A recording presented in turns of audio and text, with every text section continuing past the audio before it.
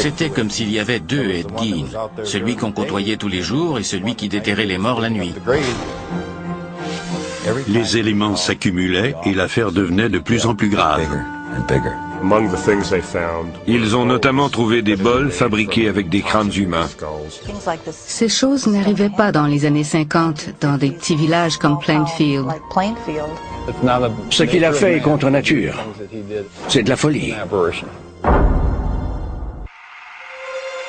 Depuis plus d'un siècle, le cinéma donne vie à nos pires cauchemars.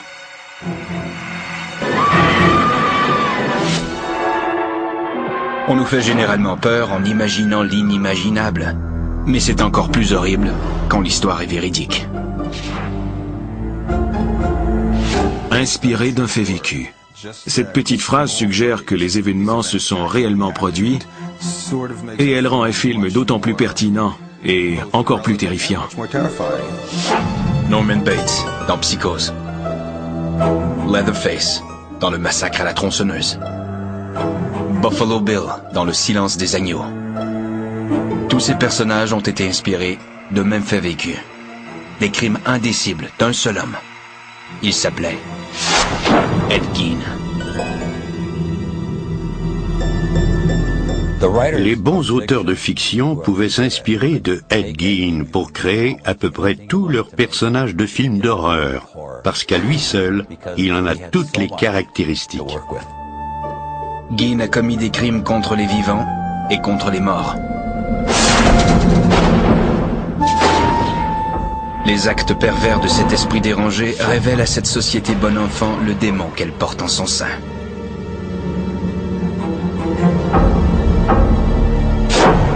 Son univers tordu a passionné l'Amérique tout entière. Ce qui n'était au départ qu'une relation mère-fils deviendra le creuset d'un demi-siècle d'horreur. Il y a quelque chose chez Gein qui déclenche en chacun de nous une curiosité morbide. L'histoire est si macabre, si étrange, si perverse qu'on ne peut détourner le regard.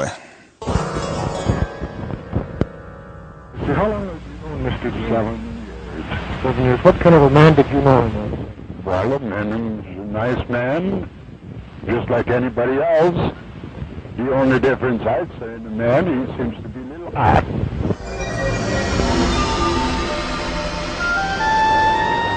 Personne ne considérait Plainfield comme un village de rêve.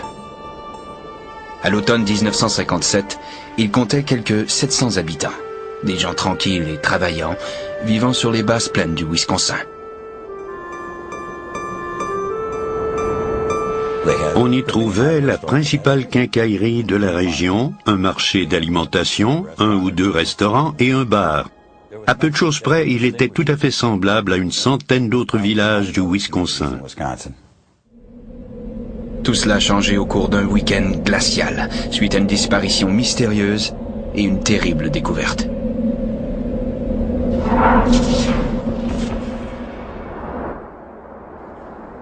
Le samedi 16 novembre marque le début de la saison de la chasse au chevreuil, un rituel annuel dans le Wisconsin.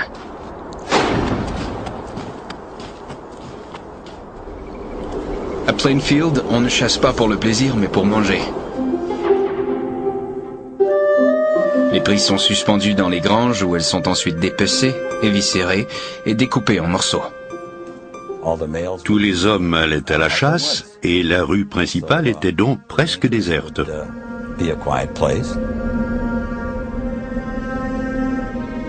Étrangement, Bernice Wharton n'a pas ouvert les portes de sa quincaillerie. Bien qu'elle devait être derrière son comptoir, la propriétaire de 58 ans est introuvable. J'habitais en face du magasin de Bernice Wharton. Il me semble que c'est dans l'après-midi que les gens ont commencé à se demander pourquoi le magasin n'était pas ouvert et où pouvait bien être Bernice Wharton. Quand son fils est rentré de la chasse, il a trouvé le magasin sans dessus-dessous. Il y avait du sang sur le plancher. Il a appelé la police, qui a lancé une enquête pour savoir ce qui s'était produit.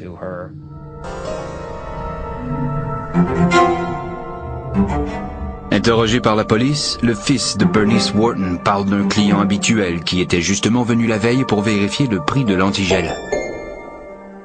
Il s'agit d'un dénommé Ed Gein, un vieux garçon de 51 ans qui habite une ferme isolée à l'extérieur des limites du village. Chaque personne joue un rôle précis dans cette ville. Ed Gein était non pas tout à fait l'idiot du village, mais l'excentrique. Oui, c'est ça, l'excentrique du village. Ce soir-là, 2 heures après avoir appris la disparition de Bernice Wharton, le shérif Art Schley et un de ses hommes se rendent à la ferme d'Ed Gein. L'endroit aurait été idéal pour fêter l'Halloween. On aurait dit une maison hantée, située à l'écart du village. Il n'y avait aucune lumière et aucun signe de vie. Les portes de la maison sont verrouillées. Les policiers décident donc de jeter un coup d'œil dans le hangar à bois. Ils sont entrés avec leurs lampes de poche. Il faisait très noir parce qu'il n'y avait ni lumière ni électricité. Soudain, l'un des policiers a senti quelque chose frôlant son épaule. Il s'est retourné et éclairé la chose. C'était le corps de Bernice Wharton. Elle était pendue par les pieds, décapitée et étripée comme un chevreuil.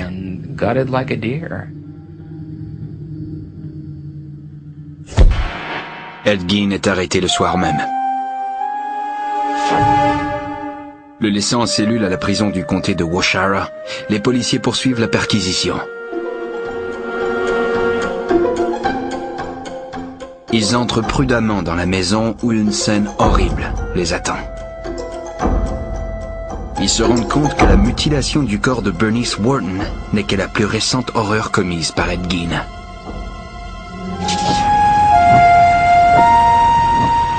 Le 16 novembre 1957, des rumeurs de meurtre courent dans la paisible petite ville de Plainfield, dans le Wisconsin.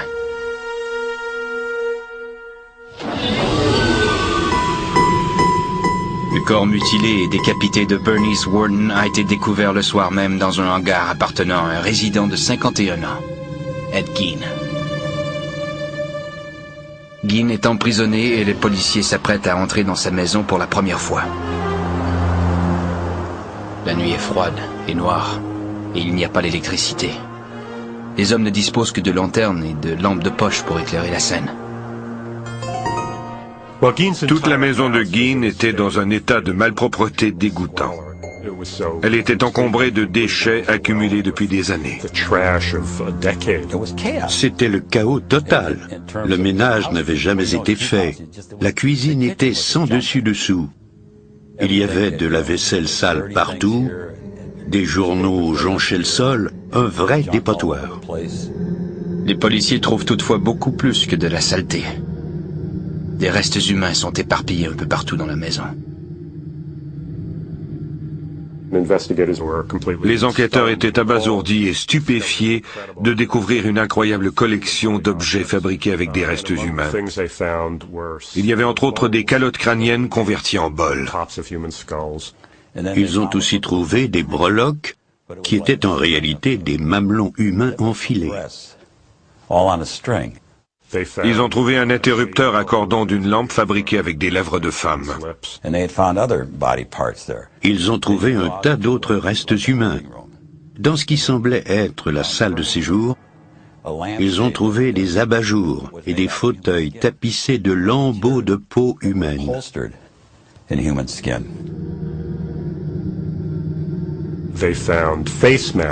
Ils ont trouvé des masques. Il semble que Gein écorchait la tête de ses victimes, bourrait la peau de papier et l'accrochait au mur en guise de décoration. Chaque nouvelle découverte est plus sordide que la précédente. C'est alors qu'un policier trouve un sac de papier. Il l'a ouvert et il a vu une touffe de cheveux. Il a avoué plus tard ne pas savoir ce qui l'avait incité à plonger la main dans le sac et en retirer son contenu. Il découvre avec horreur le visage d'une femme. Pire encore, C'est le visage d'une femme que les policiers connaissent. C'est celui de Mary Hogan, la tenancière d'un bar local disparu 3 ans plus tôt. Pendant 30 heures, celui qui a apparemment commis ces horreurs refuse de quitter sa cellule et de parler aux enquêteurs. Mais une fois informé de la découverte du corps de Bernice Wharton, il décide finalement de passer aux aveux. Il était tout disposé à collaborer avec la police. Tout ce qu'il a demandé en échange, c'est une pointe de tarte aux pommes garnie d'une tranche de fromage cheddar. Selon l'un des enquêteurs, Ed a mangé sa tarte et il a ensuite dit tout ce qu'il voulait savoir. Ils lui ont demandé, « Ed, qu'est-ce que c'est que tous ces corps et tous ces restes humains? Combien de gens as-tu tué ?» En voyant tous les restes humains, les policiers ont présumé qu'ils provenaient tous de victimes de meurtre. Gein s'avoue coupable de 2 des meurtres seulement, ceux de Bernice Wharton et de Mary Hogan. Il affirme que tous les restes qui ont servi à fabriquer des choses proviennent de cadavres qu'il a récupérés dans des cimetières locaux.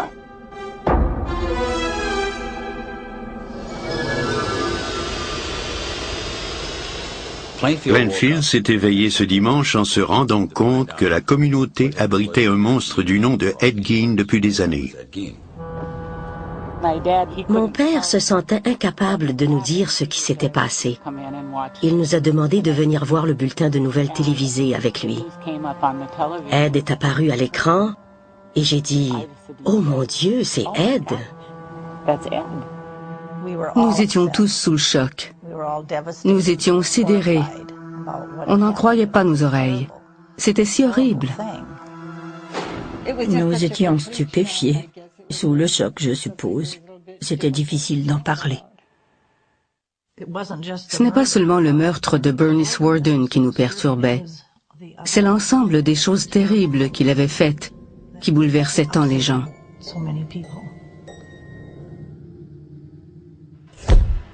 Voici un type qui avait vécu auprès d'eux presque toute sa vie, qui avait gardé leurs enfants, qu'ils avaient invités à leur table. En apprenant ce qu'il avait fait, ils n'arrivaient pas à y croire.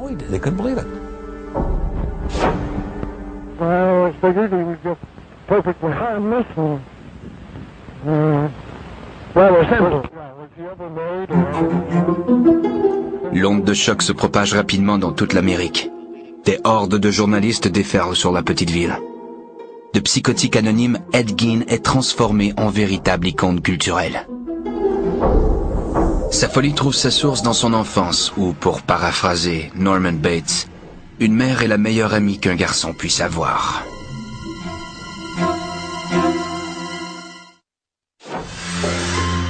En novembre 1957, la macabre histoire d'Ed Gein fait des manchettes dans tout le pays. Celui que les journaux appellent le boucher de Plainfield est l'objet d'une fascination morbide dans le pays. Ce que ne manque pas de constater l'écrivain Robert Bloch, qui vivait dans le Wisconsin à l'époque. C'était au moment même où l'histoire de Gein faisait les manchettes. Bloch a tout de suite su qu'il avait là une merveilleuse source d'inspiration pour un roman d'horreur. Ainsi est né le roman Psychose, qu'Alfred Hitchcock a porté à l'écran l'année suivante.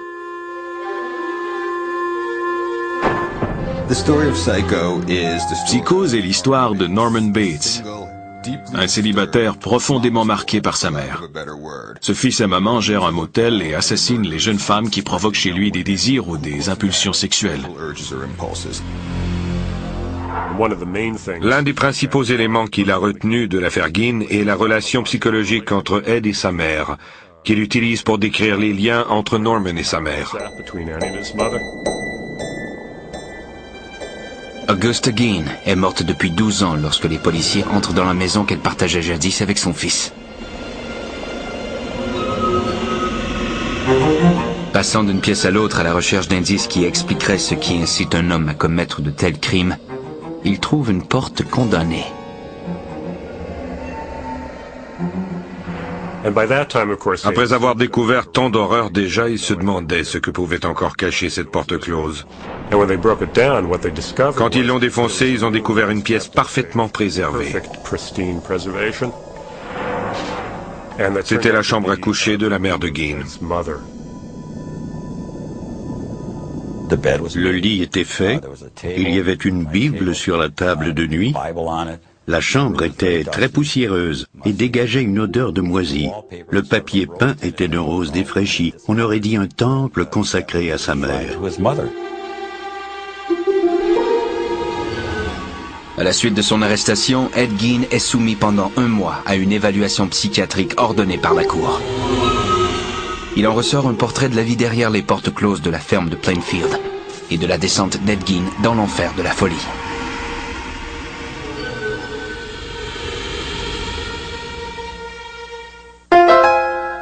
Né en 1906 à La Crosse, dans le Wisconsin, Edward Theodore Gein est le fils d'un propriétaire d'épicerie alcoolique et d'une femme très religieuse et autoritaire.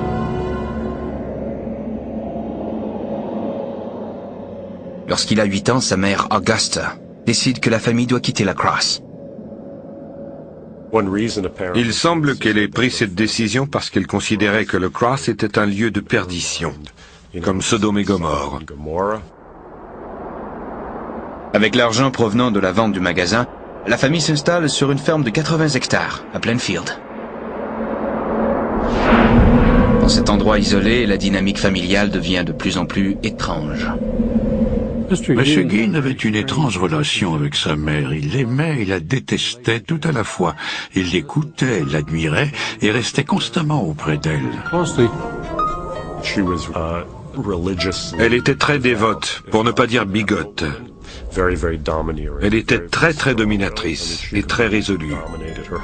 Elle menait son mari et ses fils, Ed et Henry, par le bout du nez. Augusta prêchait en utilisant l'Apocalypse, selon laquelle les femmes sont des putains, des bonariens et des démons déterminés à faire du mal aux gens. Le noyau familial des Gein était un terrain fertile au développement de psychopathie.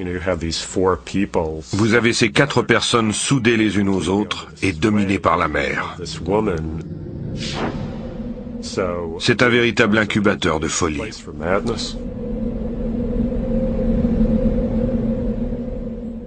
Gein fréquente l'école jusqu'à l'âge de 14 ans. Élève plutôt terne, son quotient intellectuel se situe dans la moyenne. Après avoir quitté l'école en 7e année, il est simplement rentré chez lui pour travailler sur la ferme. Il ne fait pratiquement pas de contact avec le monde extérieur. En 1940, le père de Ed meurt d'une crise cardiaque. Ed, alors âgé de 34 ans, reste avec sa mère et son frère Henry. Je crois que Henry était un homme doux et travaillant, qui tentait lui aussi de plaire à sa mère. Contrairement à Ed, toutefois, Henry savait ce qu'il voulait faire de sa vie. En mai 1944, Henry et Ed combattent un feu de broussailles qui s'est déclaré sur la ferme.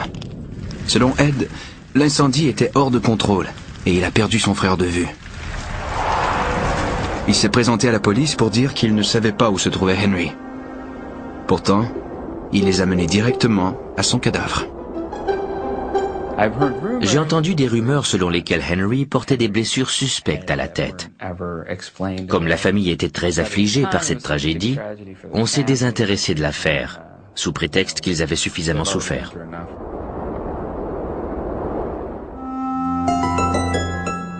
Ed et sa mère vivent maintenant seuls ensemble, mais pas pour longtemps. Quelques mois après la mort de son fils Henry, Augusta est partiellement paralysée suite à un accident cérébrovasculaire. Quand sa mère a été malade, qu'elle a été partiellement paralysée, il s'est occupé d'elle inlassablement. Il semble qu'il la vénérait toujours autant. En 1945, Augusta Gein est à nouveau victime d'une attaque. Elle meurt en décembre. C'est un choc terrible pour son fils de 39 ans.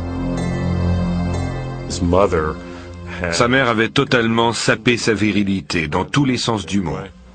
À ses obsèques, il agissait comme un petit enfant qui a perdu sa maman. Il pleurait de façon hystérique.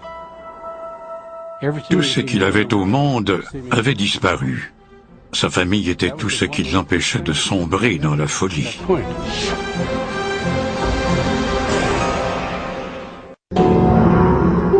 Jusqu'en 1945, le monde d'Ed Gein a été complètement défini par une mère bigote et dominatrice. Quand cette dernière meurt en décembre de la même année, il est laissé à lui-même pour la première fois de sa vie. L'homme de 39 ans vit alors seul dans une maison de ferme isolée près de Plainfield, au Wisconsin. Il gagne sa vie en faisant de petits travaux pour les gens de la ville et en battant le blé en grange. Depuis que j'étais tout petit, Eddie Gein faisait toujours partie de l'équipe. Il habitait à 3 ou 4 kilomètres de notre ferme. Parfois, nous allions lui rendre visite en auto. Je me souviens que nous nous arrêtions dans la cour et qu'il sortait de chez lui pour venir nous parler. Nous ne sommes jamais entrés dans la maison. Il n'était pas l'idiot du village, loin de là. Les ménagères de la ville lui faisaient confiance et lui demandaient de réparer ceci ou cela. Et il répondait toujours « Bien sûr, j'arrive ». Il était très travaillant. Quand vous lui donniez $1, il vous faisait un travail d'1,50 $. Il ne lambinait pas. Il faisait tout correctement. Les gens le traitaient bien, même s'il était, même s'il était différent. On le prenait tel qu'il était. Souvent, quand les équipes de battage s'arrêtaient pour manger, les femmes leur apportaient leur repas. Quand on les écoute aujourd'hui, les femmes disent qu'elles étaient mal à l'aise quand Eddie les regardait. Elles n'aimaient pas la façon qu'il avait de les dévisager. Il y avait quelque chose dans son regard qui m'inquiétait. Je sentais qu'il n'était pas quelqu'un en qui je pourrais avoir confiance. Il était étrange. Les gens de la ville considèrent Gein comme un excentrique inoffensif. Dans son fort intérieur, toutefois, il ne s'habituait pas à cette vie sans sa mère. Des psychiatres qui l'ont évalué ont déterminé qu'au cours des années qui ont suivi la mort de sa mère, ses problèmes psychologiques ont dégénéré en psychose. La mort de sa mère a beaucoup affecté M. Gein. Il n'avait plus personne à qui parler, à qui se confier. Il a donc laissé libre cours à ses fantasmes et autres centres d'intérêt. Sans la présence de sa mère, il ne savait plus ce qu'il devait faire. Quand il entrait dans cette maison vide et décrépite, une maison sans électricité et sans plomberie, il se retrouvait totalement seul. La mère de Gein lui avait transmis une peur maladive des contacts humains, particulièrement avec les femmes. Sa solitude l'a toutefois amené à rechercher une autre forme de compagnie, plus perverse. Gein avoue qu'à un certain moment, il a commencé à effectuer des raids dans les cimetières locaux. Ed lisait les rubriques nécrologiques. Il s'intéressait vivement à ceux qui venaient de mourir. Ed s'enquérait de la date et de l'heure du service funéraire et de l'endroit où le corps serait inhumé. Dès la nuit venue, il se précipitait au cimetière où il déterrait le mort et s'enfuyait avec le corps. Il semble que M. Gein se servait des dépouilles pour retrouver les activités qu'il partageait avec sa mère auparavant. Sa mère disparue, il avait besoin d'une présence pour la remplacer. Pour Gein, rien n'est trop macabre pour assouvir ses désirs. Bien qu'on ne sache pas si les pratiques sordides de Gein incluaient la nécrophilie ou le cannibalisme, les découvertes effectuées par la police par la suite dépassent l'entendement. Il a fabriqué ce que la police a appelé une veste mammaire. Il avait prélevé le torse sur le cadavre d'une femme et y avait fixé des courroies. Il avait aussi fabriqué des jambières avec la peau des jambes d'une femme. Il semble, selon certains, qu'il se promenait en portant la veste mammaire qu'il avait confectionnée à partir du torse d'une femme et qu'il l'attachait à son propre corps. Il semble aussi qu'il ait prélevé des organes génitaux féminins sur les cadavres, qu'il les fixait à son corps, un peu comme pour se travestir en femme. Un jour, la profanation de cadavres ne suffit plus à combler les désirs macabres de Gein. C'est à cette époque qu'il commence à fréquenter le Hogan's Tavern, Un bar local appartenant à Mary Hogan, une femme grivoise qui ne s'en laissait pas imposer. C'est le bar où les chasseurs s'arrêtaient après une journée dans le bois pour prendre un petit verre.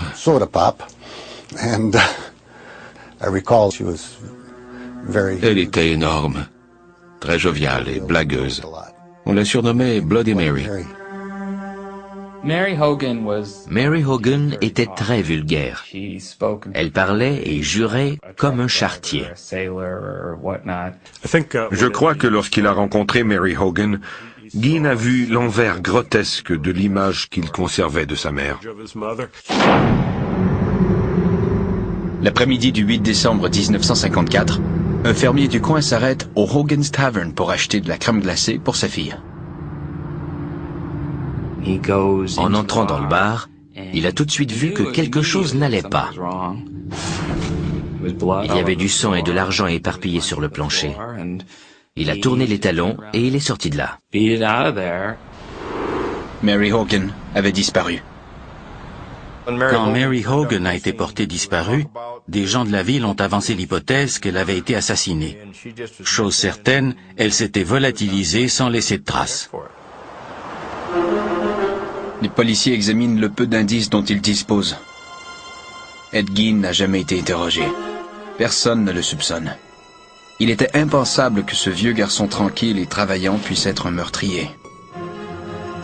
Je me rappelle que quelqu'un a dit « Je me demande bien où peut être Mary Hogan ». Gein a répondu « Elle est chez moi, je la garde chez moi ». Et tout le monde de dire « Ouais, dit c'est ça, elle est chez toi ».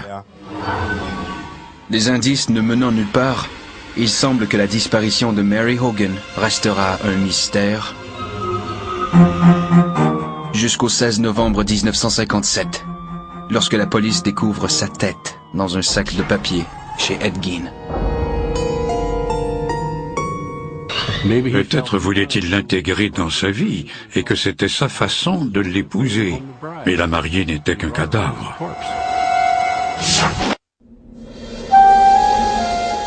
À la fin de 1957, les gens de Plainfield, au Wisconsin, sont toujours en état de choc à la suite du drame qui a secoué leur petite communauté. Ed Gein est accusé du meurtre de la propriétaire de la quincaillerie locale, Bernice Wharton. La découverte de tous ces autres crimes odieux a soudainement couvert Plainfield d'infamie et attiré une horde de journalistes de partout dans le monde. C'était le crime de l'année en 1957 et toute la presse occidentale a déferlé sur Plainfield. Have you ever been in the man's house? No, sir. Never been in there. I'd like to talk now. À mesure que le temps passait et que l'affaire occupait les manchettes, les gens de Plainfield se demandaient quand tout cela finirait, quand ils retrouveraient leur quiétude. Ça perturbait nos vies. On n'appréciait pas tout ce cirque médiatique.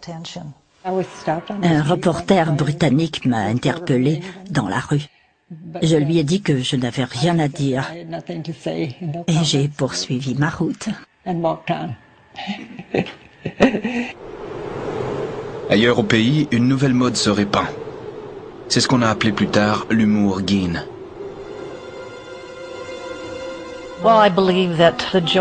Je crois que les blagues étaient une façon d'oublier la peur que les gens ressentaient. Une de ces blagues disait quel est le dessert favori de Gein et la réponse était les doigts de dame. À la Saint-Valentin, Ed Gein a offert un présent à sa petite amie, une boîte de Farmer's Fannies. Des gens ont été chassés d'un restaurant de Plainfield parce qu'ils avaient demandé des hamburgers à la Gein. Il y avait tellement de blagues de mauvais goût. Quand quelqu'un en racontait une, les gens tentaient de répliquer immédiatement avec une autre.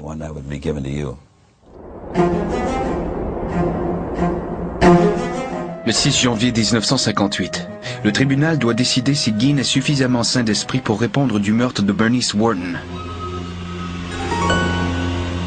Les médecins qui l'examinent affirment qu'il souffre de schizophrénie. Ils ajoutent qu'il a des hallucinations et des idées délirantes. qu'il se croit un instrument de Dieu qui a le pouvoir de ressusciter les morts. Il parlait d'horreurs incroyables, inconcevables pour le commun des mortels, sur le même ton qu'il aurait utilisé pour parler d'aller à l'épicerie pour faire ses emplettes. Les médecins concluent finalement que sa mère est la source de tous ces problèmes. Gein a une dualité d'impulsion. L'une cherche à retrouver la présence physique de sa mère à la maison, tandis que l'autre se complaît dans la profanation de cadavres.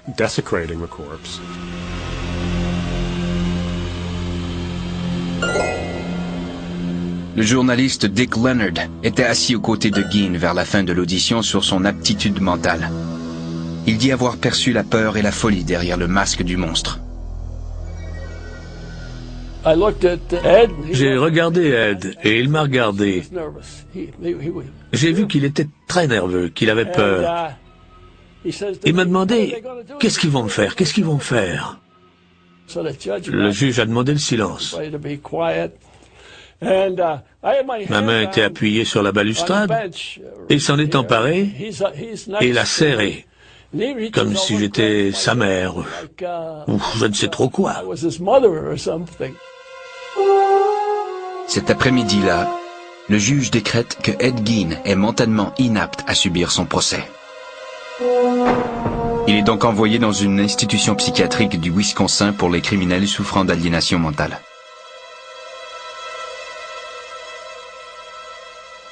Après l'affaire Gein, la vie des citoyens de Plainfield n'a jamais plus été la même. Avant, on ne verrouillait jamais nos portes, mais après, nous avons commencé à les fermer à clé. L'affaire a mis fin à une époque. La naïveté des années 50 n'existait plus. La ville a encore une affaire à régler. Le 30 mars 1958, le dimanche des rameaux, la ferme et les effets personnels de Gein seront vendus à l'encan. Toutefois, le 20 mars, à l'aube, les résidents perçoivent à leur réveil une étrange brume orangée dans le ciel, à quelques kilomètres de la ville. There will be an auction here Palm Sunday, but this house and the personal belongings of Ed Gein will be conspicuously absent. Call it an act of God or whatever you will. The main attraction will be missing, reduced to a mass of rubble by a mysterious fire. Gein apprend l'incendie de sa maison le matin même. Je suis allé dans la chambre de Ed et je lui ai dit que sa maison avait brûlé. Il a haussé les épaules et il a dit « C'est mieux comme ça ». Au terme d'une brève enquête, la cause de l'incendie demeure un mystère. Les résidents de Plainfield sont pour leur part soulagés que la maison ne soit plus là. Les gens de Plainfield étaient si heureux que la maison ait brûlé et que tout cela soit fini. Enfin, les journalistes cesseraient de nous harceler et les touristes ne viendraient plus à Plainfield pour voir la maison des horreurs d'Ed Gein. La vente à l'encan de la propriété de Ed Gein a quand même eu lieu le 30 mars. Les macabres objets fabriqués par Gein ne sont toutefois pas mis en vente. Tous les restes humains ont été envoyés au laboratoire de pathologie de l'État du Wisconsin. Ce qui n'a toutefois pas empêché des centaines de curieux d'assister à l'encan.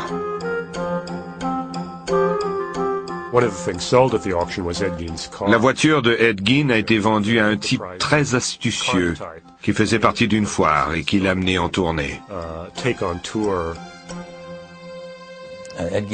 La voiture d'Ed Gein était exposée dans une foire itinérante, un peu comme une vache à deux têtes ou une femme à barbe. Elle était placée dans une tente et les gens payaient un prix d'entrée pour la voir. Entre-temps, à l'hôpital psychiatrique Central State, les préposés ont au fait de considérer Ed Gein comme un patient modèle. Ed était un homme tranquille. Il s'assoyait dans un coin de la salle commune. Nous avions de très bons fauteuils à cet endroit et il lisait le journal. Il ne parlait pas beaucoup aux autres patients. Je jouais parfois au cribbage avec lui dans la salle commune. À certains moments, toutefois, Ed a des comportements étranges. À la pleine lune, il parlait des femmes, de ce qu'il aimerait leur faire. Il passait d'un sujet à l'autre de façon incohérente. Puis, quand la pleine lune disparaissait, il redevenait comme avant. Mais il avait toujours un petit quelque chose dans le regard qui indiquait qu'il n'était pas normal. En 1968, les médecins avisent le tribunal que Gein était alors apte à subir son procès pour le meurtre de Bernice Worden. Quand il est entré dans la salle, tout le monde s'est tu. On aurait pu entendre une mouche voler. Il s'est avancé dans la salle, s'est arrêté et a salué la foule en inclinant la tête.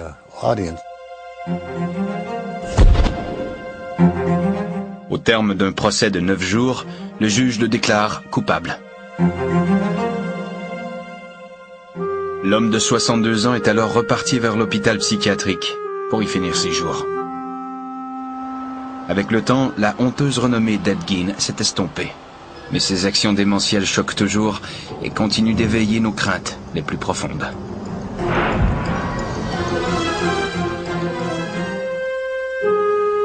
Au début des années 70, Ed Gein laisse s'égrener les jours dans une institution psychiatrique du Wisconsin. Il allait souvent dans sa chambre. Il s'étendait sur son lit et s'enfonçait dans une longue rêverie. Je ne sais pas à quoi il songeait, mais nous avons toujours cru qu'il pensait à ce qu'il avait fait. Gein et ses crimes sordides se sont depuis longtemps effacés de la mémoire collective.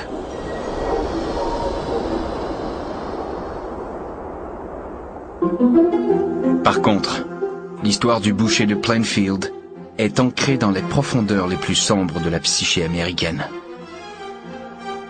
Le public l'a en quelque sorte désincarné, pour le faire renaître dans la peau d'un personnage de fiction. Une espèce de demi-dieu. Je suis Gunnar Hansen. En 73, j'ai tué 4 personnes. Je jouais Leatherface dans Massacre à la tronçonneuse. À sa sortie, le film Massacre à la tronçonneuse jouait surtout dans les ciné-parcs. Dire qu'il a fait scandale serait un euphémisme. Imaginez les adolescents qui s'attendent à un divertissement et à qui on présente 90 minutes infernales. Réalisé par Tobe Hooper, le film met en vedette un personnage appelé Leatherface, qui porte un masque fabriqué avec de la peau humaine. Un soir, pendant le tournage, Toby m'a dit que l'histoire était vaguement inspirée de celle de Ed Gein. Il m'a dit que Gein avait servi de modèle pour la famille. Si on ne retient que le fait qu'il fabriquait des meubles avec des os et des lampes en peau humaine, qu'ils étaient peut-être des cannibales et que Leatherface portait un masque, ce sont effectivement des caractéristiques inspirées par Gein. Leatherface est en réalité Ed Gein tel qu'un enfant pourrait l'imaginer. Parce que les crimes ont réellement été commis, nous avons dû présenter Leatherface en monstre énorme, qui porte un masque de chair humaine et utilise une scie à chaîne plutôt que comme le voisin qui fait des choses horribles. 17 ans plus tard, on retrouve un autre aspect de la légende de Ed Gein dans un film à succès, tant auprès des critiques que du public, Le Silence des agneaux.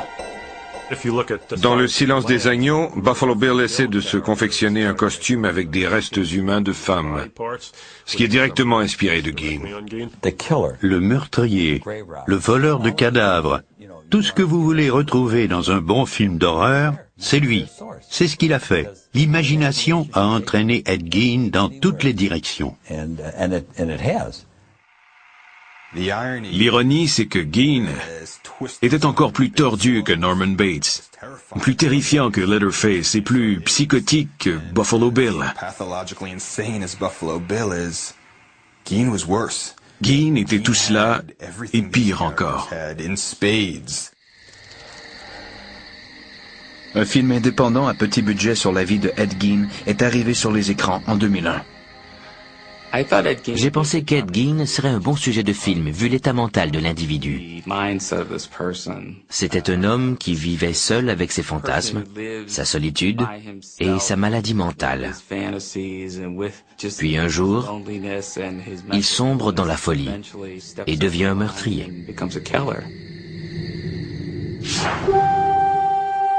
Le 26 juillet 1984, Ed Gein meurt d'insuffisance respiratoire à l'âge de 77 ans.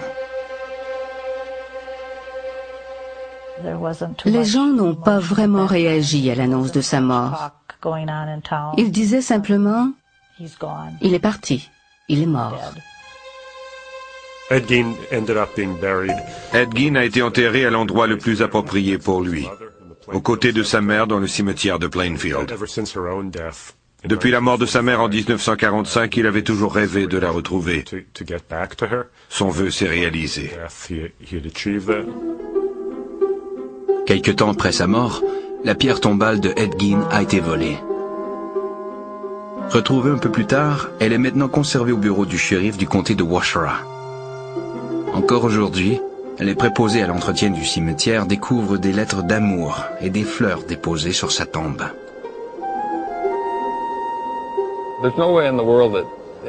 Personne au monde ne peut vraiment décoder complètement ce que Ed pensait et faisait.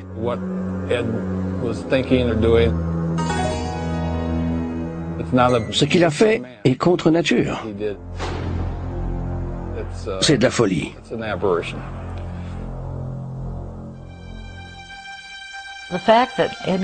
Le fait que Ed Gein ait une maladie mentale n'a rien changé en ce qui nous concerne.